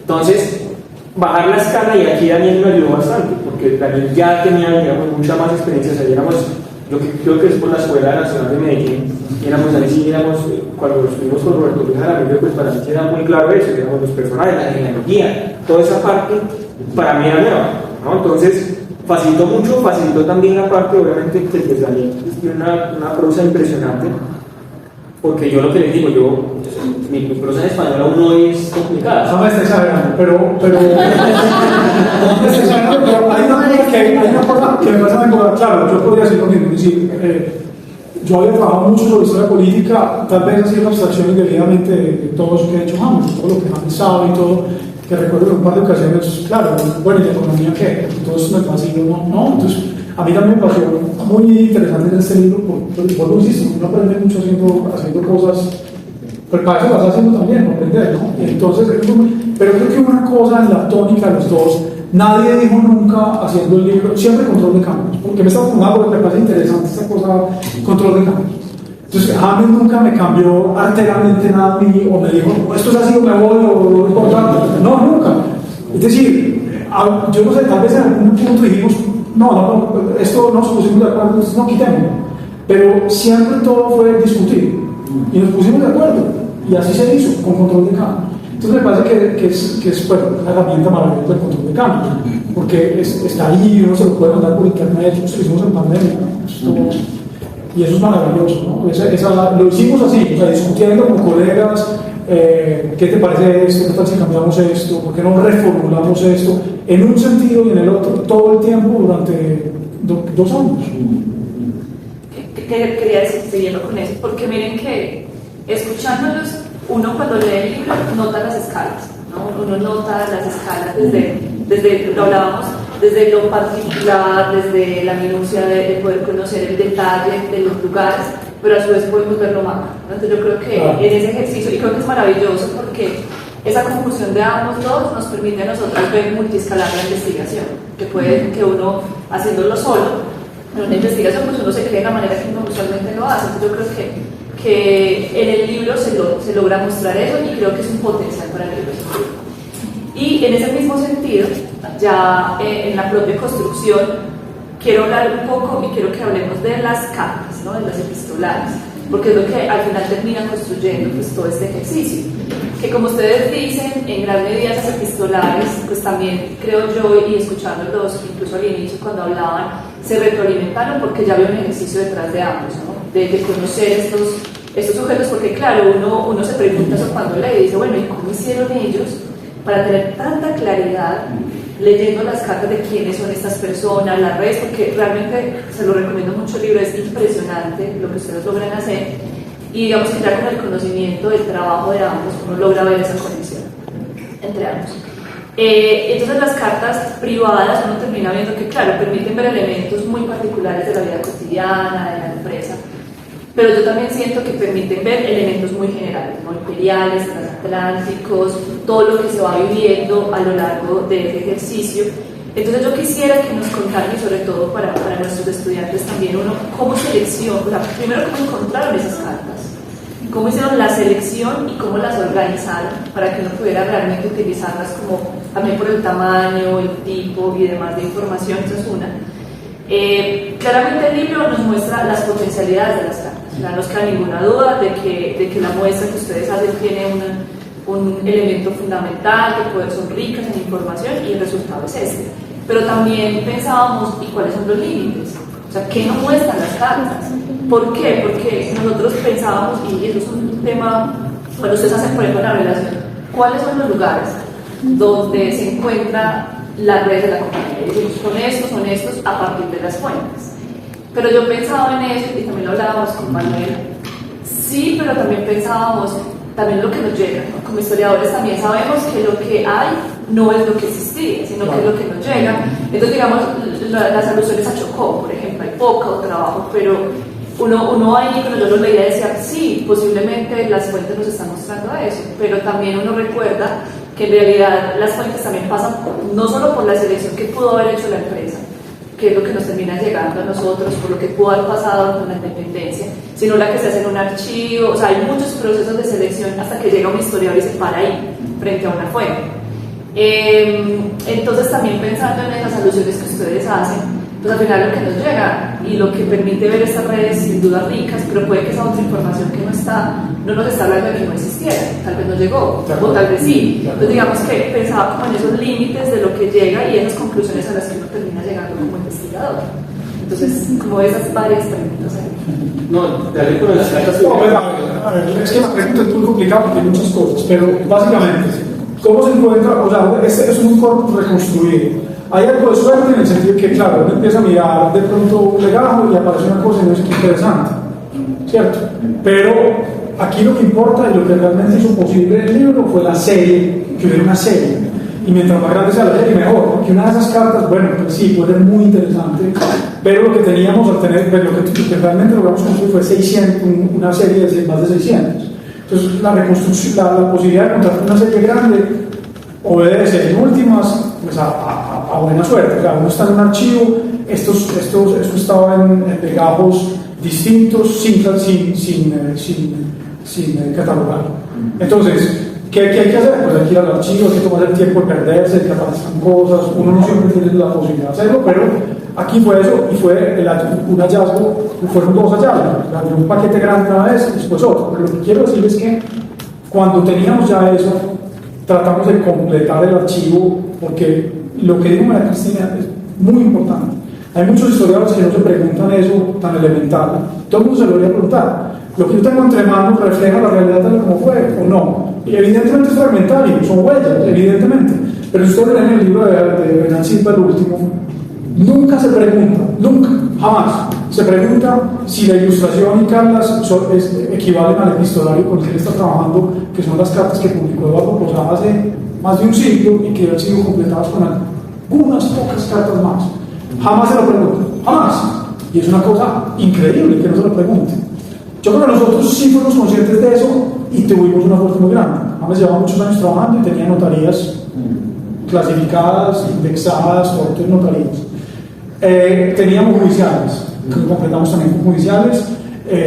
Teníamos archivo histórico de Antioquia, teníamos prensa.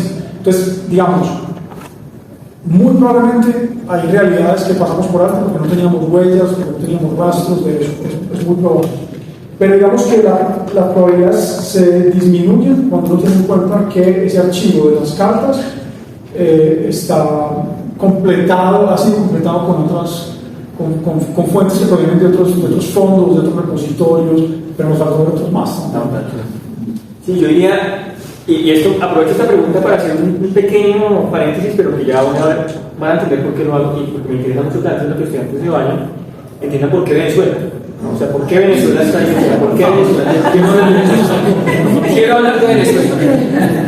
Nos faltamos mucho de Venezuela, ¿no? No fuimos a Maracaibo, ¿no? Ha sido muy complicado, pero digamos, uno entender, digamos, otra de las formas en que nosotros nos separamos de la historiografía local es que para nosotros el Nuevo Reino es el Nuevo Reino de Granada. Entonces está lo que hoy es Panamá, Ecuador y parte del occidente de Venezuela. Y Venezuela hace parte integral de esta historia. Es decir, nosotros, la historia de Colombia no puede entenderse como la historia del Nuevo Reino de Granada. Es la historia de las 4 secciones. Entonces, eso ya lo veníamos nosotros haciendo, ¿no? En el Nuevo Reino, en el libro de Daniel está, digamos, muy claro por qué hay que estudiar Venezuela, etcétera, etcétera. Desde un punto de vista económico, pues, digamos, ¿por qué Cartagena no está acá?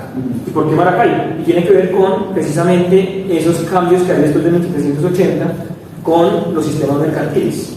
Y básicamente Maracaibo, después dijéramos de 1805, se convierte en el principal puerto del Nuevo Reino.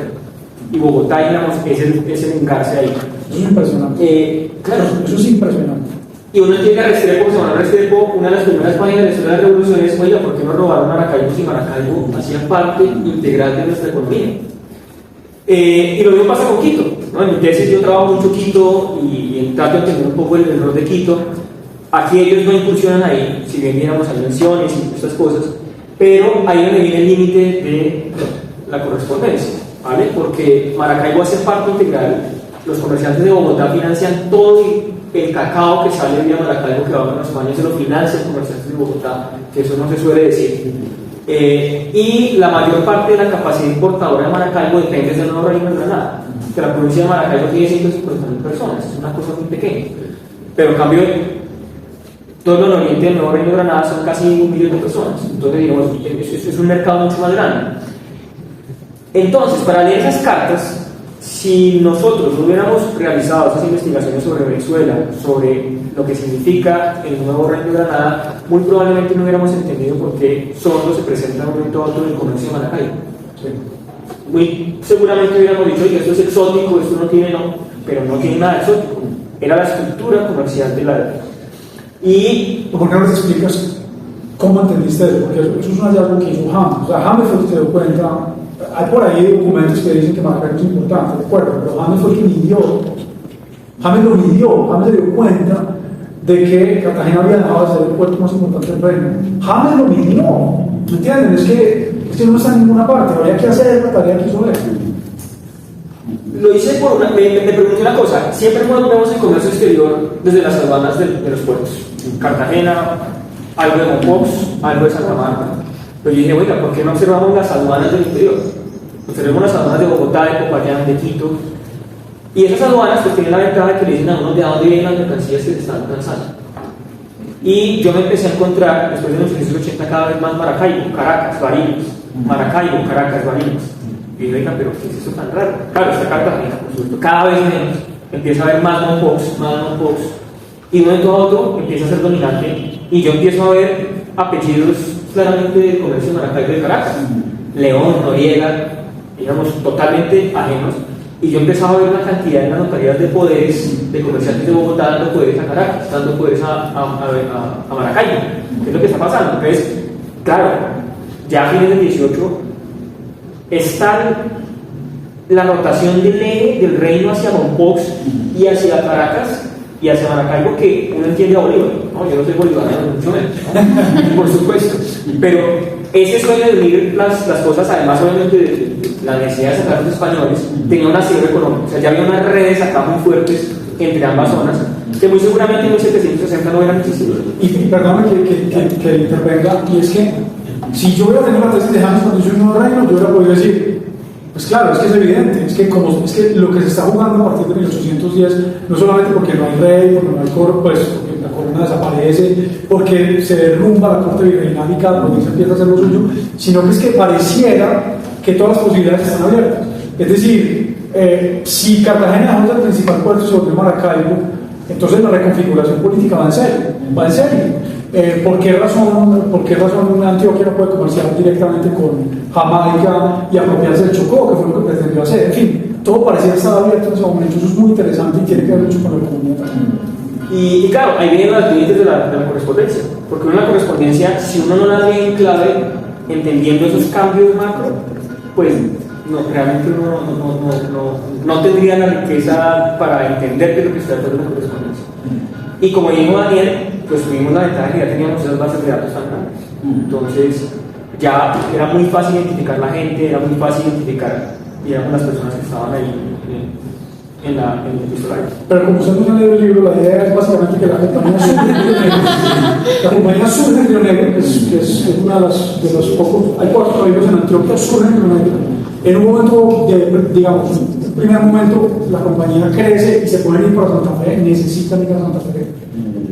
Y lo que muestra el libro a mí me iluminó para entender incluso el mundo en el que uno vive. Cuando uno empieza a tener más de cierta capacidad económica y política, uno tiene que estar donde están los negocios. Y eso es así, ¿me entienden? Las grandes compañías tienen que estar aquí, porque tienen que hablar con los que mandan.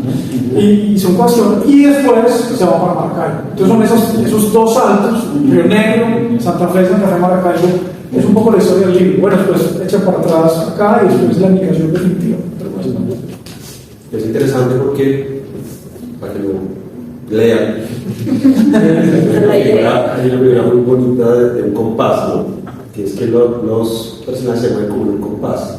Una patica está fija en un lugar y el otro se va buscando negocios al otro lugar, y luego después la patica se para en el otro y va para el otro lado, ¿no? Los y cada vez se abre más, ¿no? Se va viendo más, ¿no?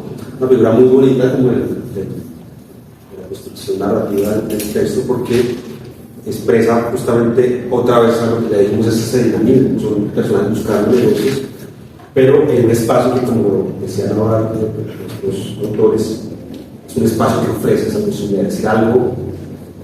No solo algo se está quebrando, algo dimensional se está abriendo, ¿no? Y esto no hay que esperar tan adelante, ¿no? para empezar a ver, para empezar a sentir que hay algo que se está tocando adelante. Eso también lo me dices tú.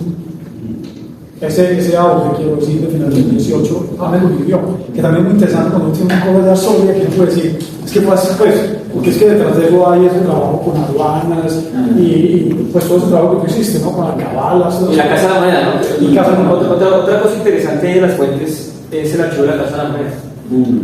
Que se ha trabajado muy esporádicamente. Yo, pues, lo digo con humildad. Digamos, yo soy de los primeros que he hecho desde Barriga Villalba mirar eso, pero es la riqueza de ese archivo. Es la riqueza nada más ni nada menos de quienes controlaban la oferta monetaria del reino. Y ustedes, si van a ese archivo, van a encontrar muchísimas cosas, no solamente la Casa de la Moneda, sino cosas de política, por ejemplo, de soberanía monetaria, etcétera, etcétera. Ese archivo es... Y ¿cómo nosotros usamos el archivo? Para nosotros colocar a Barba y Sordo en la estructura jerárquica del reino. O sea, ¿cómo nosotros podemos decir que ellos eran unos comerciantes de mediana alta escala? Precisamente porque teníamos los datos de todos los que llevaban a la Casa de la Moneda. Entonces lo que hicimos fue básicamente una distribución normal y identificamos dónde están ellos. Eso es lo que nosotros en el archivo de la Casa de la Moneda. Sí, eso es muy bien. Mucha habilidad también de estos comerciantes. Hacia el final del libro un poquito se habla del trigo, que es un asunto muy particular, y es cómo mandar mercancías diversas, ¿no? En un solo viaje para ahorrar costos, porque si en un momento de una coyuntura muy crítica también de variaciones de precios, ¿no? Pues si un precio de una cosa caía, el otro por lo menos tendría que recuperar, ¿no? Hay una habilidad ahí de esos personajes que a mí me parece increíble, Y lo que hizo James con ese capítulo en particular es una cosa muy bonita realmente, porque uno se da cuenta, claro, James decía ahorita lo del maíz, ¿no? Hay que imaginarse lo que es transportar bienes en mula o a hombro de hombre, porque también era eso, ¿no? Y entonces, claro, hay productos cuyo flete los vuelve prohibitivo. Si usted transporta maíz por varias jornadas, pues vale mucho más el flete que el maíz, no puede transportar maíz. Es eso, es muy sencillo, esa cosa es muy sencilla. Pero hay productos que sí se pueden mover bastante lejos. Uno es el cacao, entre las producciones de la tierra, los textiles, por supuesto, y el otro, que es la harina, estamos hablando de la harina. Y eso le permitió a James dar una pelea que a mí me parece súper bonita con respecto a la idea de Múnera, por ejemplo, o de McFarland también sobre la harina. Eso entonces se vuelve un problema más grande que eso, es decir, si eran tan malos los de Santa Fe finalmente que le querían imponer la harina a todo el mundo, es un poco la pregunta de James. Pues no, porque si llegaba hasta Antioquia, pues no es porque los antioqueños fueran bobos, sino porque salía a cuento llevar la harina hasta Antioquia. Sí, total, no, y ahí entra el río, digamos, entender un poco mejor el río abajo, ¿no? O sea, porque por ejemplo, uno cuando leía a Safford casi hay veces que le dice a uno, oiga, echémosle cemento al río, ¿no? Porque es tremendamente difícil navegar, etcétera, etcétera. Pero uno ve la gran parte de la evidencia que usa ahí es el río arriba. O sea, transportar río arriba es, claro, unos costos bastante altos, pero transportar río abajo es muy barato. Incluso para un río tan complicado como explica por qué peñas. Claro, totalmente, pero además el caudal, pero además porque el consumo de biomasa es muy corto. Sí, básicamente uno puede transportar toneladas. Y algo, pues, esto de Leonardo Nava, que es el que se ha dedicado a medir el tráfico por el río, pues uno encuentra toneladas, miles de toneladas de alimentos bajando de los Andes, de los Andes a Cartagena. Uno dice, oiga, pero, y en época de paz, o sea, cuando se supone que, en teoría, pues no eran competitivos las harinas del interior. Paz quiere decir paz de los imperios. De los imperios, o sea, cuando no estaban bloqueados los puertos. O sea, era barato comercial, digamos, con Estados Unidos, por ejemplo. Pero yo pensaba como dos cosas ahí. Uno, pues es que el río, si uno piensa desde el 16 y el 17 era la forma, o sea, no es algo nuevo en el 18, no es que eso ya venía de todo ese comercio. E incluso miren las investigaciones prehispánicas que nos muestran incluso se mata real, también dirán, no, esto viene incluso desde los periodos precolombinos, o sea, no es algo... Y los genetistas con Sogamoso, lo que se han encontrado los genetistas, los que han hecho eso, esa cosa maravillosa que es coger un hueso y leerlo, lo que muestran es que a Sogamoso llegaba gente que venía de muy lejos. O sea, esto es un territorio ísmico, pero es un territorio ísmico, pues quiero decir, aquí confluye pues, el norte de Sudamérica y lo de Centroamérica y tal, pero confluye una cantidad de poblaciones y efectivamente esto va a Claro, porque claro, uno tiene la sensación que en la colonia es como un lugar súper cerrado, pero no, por ejemplo, en el campo religioso uno ve a un eclesiástico que se mueve por todo el mundo del imperio católico varias veces. Viene aquí, va a muchos lugares. Entonces, digamos que eso, también pensaba en otro lado, escuchándolos, sobre. Ustedes dos trabajaban en asociación, pero es que estos dos sujetos llama mucho la atención cómo ustedes muestran a Barrio de Azorro, cómo trabajan ellos mismos en conjunto, ¿no? Es impresionante esa compañía, cómo ellos se establecen para hacer sus propias negociaciones a distintos, con sus ideas diferentes, de lugares diferentes, pero cómo en esa diferencia terminan confluyendo en una bisagra que termina favoreciendo lo que es la misma compañía. Entonces me parecía que también está ahí ese otro lugar, y quería una pregunta ya antes de ellos. Me parece muy clave pensando en todo esto, porque quería preguntar algo que ustedes no desarrollan en el texto, pero creo que nos llamó la atención y que pensaba que puede ser importante, y es que claro, uno ve aquí redes de hombres, ¿no? Todos son hombres en relación, y las mujeres salen ahí a reducir en gran medida cuando nosotros vemos sí, el casamiento entre ellos, se casan con mujeres, pero solo se enuncia eso ahí como un elemento. Sin embargo, uno piensa en la última historiografía que se ha trabajado, pero también en lo que ustedes enuncian, ¿no? Porque ese papel de las mujeres es más activo de lo que uno piensa. Y ustedes hablaban, por ejemplo, de algunas mujeres que eran intermediarias de la misma compañía, que no lo desarrollaron. Pero Manuela Jacoba. La mamá de las buenas. Sí, y también hablaban de otra mujer que era Manuela Jacoba, y bueno, como que hablabas de algunas de lo que no se desarrolla, que me parece importante, y quería como si nos pudieran ampliar, porque no se pensaba en textos como el de Marta Lux, ¿no? Como el de mujeres realistas y republicanas, y como ella muestra ese papel tan impresionante de las mujeres en todo esto, ¿no? Entonces porque claro, yo pienso que ahí hay un tema que reevaluarse en la historiografía. Cuando uno ve de la colonia en realidad, lo que uno termina viendo es que el papel de ellas era mucho más amplio de lo que uno usualmente ve en muchos escenarios, ¿no? Desde mujeres encomenderas, que luego cuando muere, que lo vamos a la historiografía también, ¿no? Mujeres que mueren el esposo, quedan como encomenderas y la corona permite que no lo sean. Luego ya vuelve a la encomienda al rey, pero yo creo que, claro, las grandes mineras, entonces uno dice, las mujeres que, por ejemplo, en el caso de Antioquia son las primeras que dan la libertad a sus esclavos, entonces uno dice, claro, hay otro lugar que se podría ver. Yo entiendo que esto es pero hay mucha crítica, pero por lo menos siento que es un grupo que se enunció, pero que se deja mucho en la translación económica, ¿no? Las mujeres son la translación, pero eso va más allá, me parece. De acuerdo. Entonces, bueno, ahí me queda esa duda. Es una pregunta más que contestar.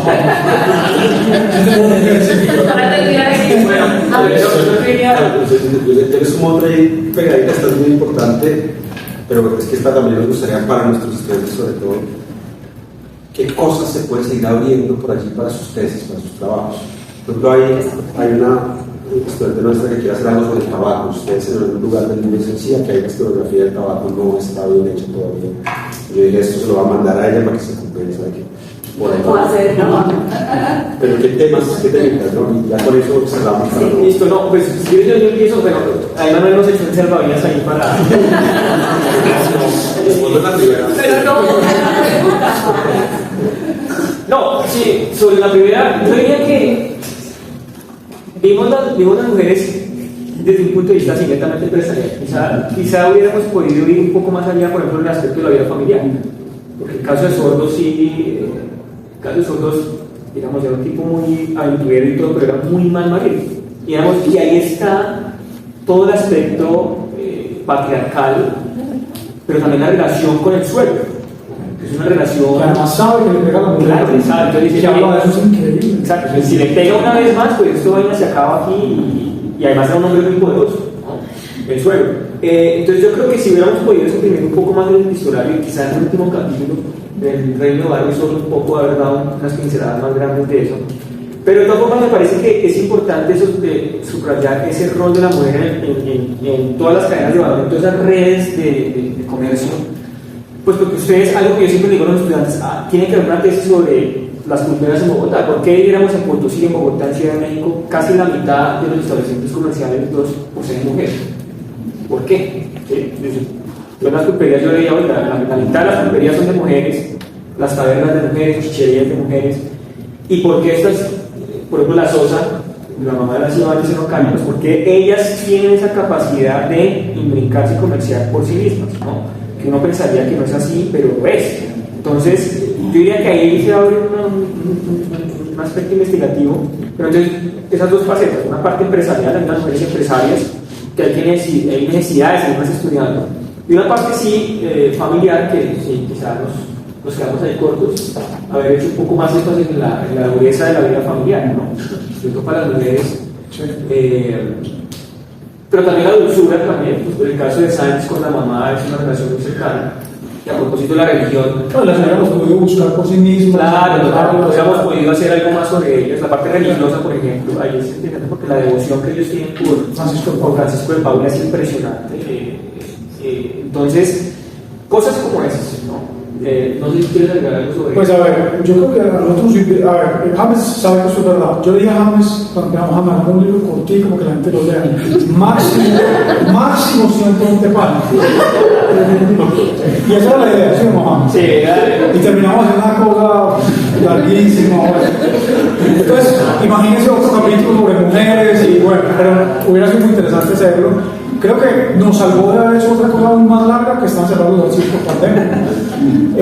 Mire, de hecho, pues de lo interesante que es uno conocer gente, hablar con gente. A nosotros nos contactó un historiador de la Universidad Nacional de Medellín, que ahora está trabajando en el archivo de la Casa de la Convención, en Río Negro, y nos mandó la escritura de fundación de la compañía. Que tenía una teoría, y es una escritura que no es un folio ni dos, o sea, es una cosa impresionante. Entonces, que a nosotros nos daba para escribir una cosa muy interesante también. Digo, hubiéramos podido ir a Río Negro a estudiar a esta gente, a buscarla en los inicios, ¿no? Eso no lo hicimos porque estábamos en pandemia y bueno, tal vez hasta no lo sé. Pero claro, pero sí, yo estoy de acuerdo con Cristina, es algo que hemos podido hacer y que hubiera sido realmente muy interesante. Yo creo que eso es muy interesante. Ya que para cerrar temas que faltaron, digamos, temas que no que faltaron, que pueden ser, pero el del tabaco es muy interesante porque, sí, la historiografía sobre el tabaco, bueno, ahorita hay un santandereano que está haciendo un trabajo muy interesante, se llama Joan Torres, pero nosotros conocemos muy poco el desmantelamiento del estanco durante el periodo revolucionario. Sinforoso García, el señor se vuelve rico comerciando tabaco. Entonces ahí puede ser, digamos, un aspecto interesante investigar qué pasa con el comercio de tabaco durante el periodo que dura el comercio libre, que son 5 años. Digamos, ahí sí la revolución fue bien interesante ver. Eso sería una tesis muy importante. Yo diría otro aspecto que queda por ahí es el de la religiosidad. Entonces yo siempre pregunto los lanzamientos, falta religiosidad, porque está primero el oro y después viene la parte religiosa. Finales del siglo XVIII, la primera década del siglo XIX, tan interesante, durante los 30 del siglo XIX, fundamentales, interesantísimos, estudios del caso de provincias, cómo funcionan esas provincias, cuál es la relación entre los cabildos, cuál es la política ahí, cuáles son las relaciones políticas, cómo se relacionan las familias entre sí, cuáles son los debates políticos grandes que dividen a la gente, cómo se expresa ahí eso que estamos diciendo, el sentimiento monárquico, o una cosa que nosotros veíamos un poco, pero hablas del suelo, quiero decir, es una cosa bien interesante, cómo se expresa, una cosa que dicen los revolucionarios del nuevo reino durante el interregno, a partir de 1810, que lo dicen una y otra vez, aquí las fortunas son muy parejas. Aquí no hay grandes desigualdades en términos de fortuna, no hay magnates, no hay grandes nobles. Entonces, ¿qué tan republicana es esa sociedad en últimas? ¿No? ¿Cuál es la relación? ¿Cómo se expresa ese republicanismo en el seno de la monarquía? ¿Cómo es la vida de esos pequeños productores agrícolas o de esos pequeños mercaderes? Yo creo que, mejor dicho, cuando uno mide, hay cosas que hacer fascinantes, porque sabemos muy pocas cosas. Quería decirles algo sobre la religiosidad, porque yo lo pensaría incluso más aún, ¿no? La iglesia. Porque si uno pensar el Estado colonial y no pensarlo a la iglesia, los curas, las monjas, los conventos, y el comercio que tenían jesuitas, o sea, como que yo siento que incluso la iglesia, pensar el Estado colonial sin pensar la iglesia, cuando en realidad el Patronato Reino nos habla de toda la relación que existe y el problema que tenían los comerciantes también con los eclesiásticos, quienes también comercializaban y estaban dentro de todas de hecho, la única fianza que da Barrio, que eso es algo interesante, nunca se metió con negocios con la Real Hacienda, es a un cura, y para nosotros hubo valga la pena. Eso también es un tema ahí para trabajar. Él le dio, digamos, la entrada, para ser cura tenía que tener un fiador para recibir los monumentos. Entonces él funge de fiador, pero solamente de nada. Bueno, no sé si hay alguna pregunta de alguien que quiera. Entonces, nos tomamos toda la palabra. Yo creo que el libro debe estar, porque nosotros dimos la autorización, debería estar para que lo puedan leer en digital en la página web. Nosotros dimos la autorización, debería estar ahí. Vamos a comprobar si lo pusieron. Pero ustedes quieren. Ya lo rotamos por ahí, vieron la riqueza de las fuentes, ¿no? Hay un trabajo muy bonito que hay ahí. Entonces, para que se animen ustedes. Nos cuenta el feedback que ustedes tengan cuando lo lean. Yo tenía una pregunta, bueno, es que ahí hablan de compañía, pues no sé si sea como pues por ignorancia, pero digamos, es como mencionar que había un montón de productos como azúcar, que después telas, digamos que el concepto de compañía, ¿cómo se entiende? O sea, una compañía es como que hace de todo, digamos así, en ese entonces, o es pura especializada. Es una pregunta muy interesante porque la compañía tiene su portafolio, tiene sus áreas de comercialización y son dos grandes. Oro, traer oro de Antioquia a la Casa de la Moneda de Bogotá y saldar con ese oro las balanzas de pagos de los déficits que tienen diferentes comerciantes. Entonces, por eso es que nosotros somos un pequeño banco. Un comerciante de Cali tiene una orden de pago en Cartagena, lo que él le dice a Barrio, por favor, sálveme esa deuda con la libranza de oro que lo voy a mandar, por ejemplo. Entonces, esa es una parte, la parte financiera, ¿no? Una parte bien interesante. Y la otra parte es un conjunto de commodities, llamémoslo así. Entonces está el cacao, está la harina, están las telas de la tierra, están las telas importadas. Entonces esos son los dos grandes centros de operación de la compañía. Y claro, es bien interesante porque ahí es donde yo siempre he pensado así el nuevo reino, se lo he dicho muchas veces a Daniel, es el nuevo reino, a diferencia por ejemplo de Nueva España o de Buenos Aires o de Lima, Bogotá no tiene ese peso gigantesco, ¿sí? Ensordecedor en el resto. Entonces es un piñón grande, importante, pero hay otros piñoncitos. Y obviamente esos piñones, pues está Maracaibo, está Medellín, está Cali, está Popayán. Entonces ellos son, digamos, el lubricante de ese piñón. Ellos lo que permiten efectivamente mover eso. Y en lo que hace la compañía es eso, hacer unas inversiones en conjunto, porque bueno, ya tenemos la escritura de fundación, porque nosotros no sabíamos cuál era el capital original de esa compañía, ya lo tenemos, ya sabemos, pero esa era la idea de eso, unos renglones de comercio, invertir en ellos, y eso sí, la especialización clave es en el servicio financiero. Para ellos es, lo que yo les decía a ustedes, 90% de los titulares llegó tanto de Antioquia, eso es básicamente Y otra cosa muy interesante es que detrás de ellos dos y de las personas que les colaboran hay una cantidad de pequeños mercaderes que están afincados localmente y que distribuyen las mercancías que ellos envían. Ellos son como unos mayoristas que distribuyen las mercancías y detrás de ellos hay una cantidad de gente. Entonces también es muy interesante es ver que gracias a esos pequeños comerciantes que están afincados localmente es que ellos pueden tener ese flujo grande de mercancías. Entonces es una compañía de compañías, porque los socios hacen compañías todo el tiempo con los demás, que son los encargados finalmente de venderles, ¿no? Porque ellos no tienen un empleado en cada lugar.